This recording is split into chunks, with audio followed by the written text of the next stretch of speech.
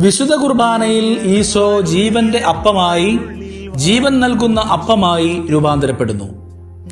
ചിലയിടങ്ങളിൽ ഈ അപ്പം നഗ്ന നേത്രങ്ങൾക്ക് ദൃശ്യമാകുമാറ് രൂപാന്തരപ്പെടുമ്പോൾ മാത്രമാണ് അത്ഭുതമായി നാം ചിന്തിക്കുന്നത്. യഥാർത്ഥത്തിൽ വിശുദ്ധ കുർബാന എന്നും എപ്പോഴും ഒരു അത്ഭുതമാണ്. ബലിയർപ്പിക്കുമ്പോൾ പുരോഹിത പ്രാർത്ഥനയിൽ ഒരു തിരുവചനമുണ്ട്. ദൈവവുമായുള്ള സമാനത കാര്യമായി പരിഗണിക്കാതെ അവൻ തന്നെ തന്നെ ശൂന്യനാക്കിയെന്ന്. കെനോസിസ്. ഈ സമാനത, അതായത് ഈ സ്റ്റാറ്റസ് കളയാതെ നമുക്കാർക്കും ദൈവപുത്രരാകാൻ സാധിക്കില്ല.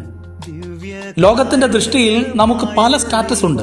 ഡോക്ടറാകാം, എഞ്ചിനീയർ ആകാം, വക്കീലാകാം, അങ്ങനെ എന്തും ആകാം. അത് ആ സ്റ്റാറ്റസ് കാര്യമായി പരിഗണിച്ചാൽ മറ്റൊരു ക്രിസ്തുവാകാൻ നമുക്ക് കഴിയാതെ വന്നേക്കാം.